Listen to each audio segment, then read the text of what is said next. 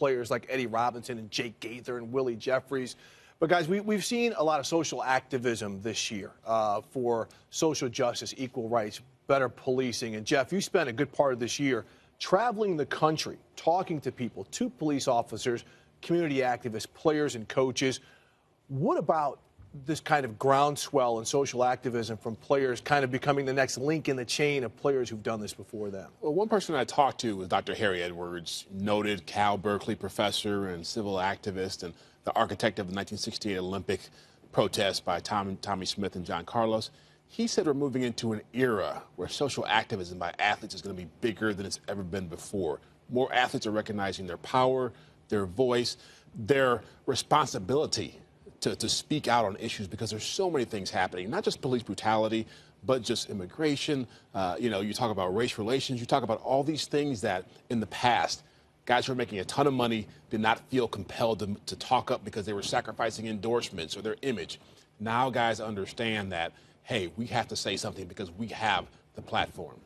Yeah, it's about using your platform and the way that you want to use it, the way you want to try to get your message across. I know for what happened with Colin Kaepernick, and we talked about it there in Charlotte too, but we've been seeing players not just do the action on the field, but they're taking action, off the field. These guys, Doug Baldwin in Seattle, and then you look down in Miami with Kenny Stills there. They're getting together with law enforcement and community members to try to bridge that gap, to try to gain a better understanding so each side can see where one another is coming from.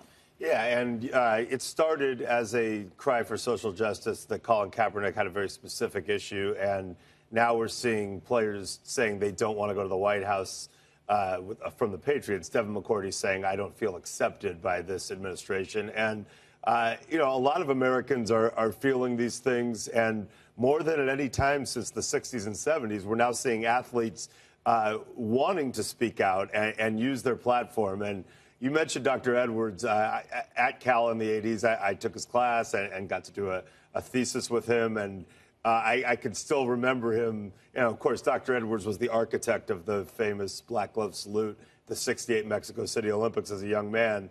I can still hear him talking about how there's only one African-American coach in the NCAA, and it's Dennis Green at Northwestern, and he got the job after they went 0-11 because it's the worst job. And, we've come a long way in terms of the way black quarterbacks are perceived. Mm-hmm. I think that's been normalized now for the new generation, which is good. Still not quite there on coaches. And Steve, that's why I think the Rooney Rule, people give it a hard time, and there are times when there are token interviews that I feel are demeaning, but I still think it's a really important rule, even now at a point where we have a quarter of the league is minority coaches. We're seeing some of the social activism, but let's not forget about the history that has allowed players to all of a sudden say, I'm not going to the White House. I spoke to Doug Williams earlier this week, and Doug, 29 years ago, stood next to Ronald Reagan as they were celebrated in the White House. And I asked, Doug, how did you feel then? He said, heck, I was so thrilled.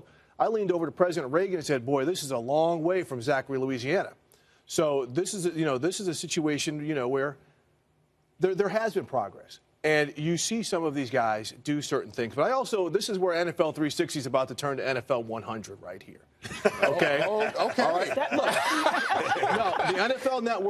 The NFL Network and a lot of people are going to feel really good about celebrating Black History Month. And we don't bring up Doug Williams' name unless it's Black History Month.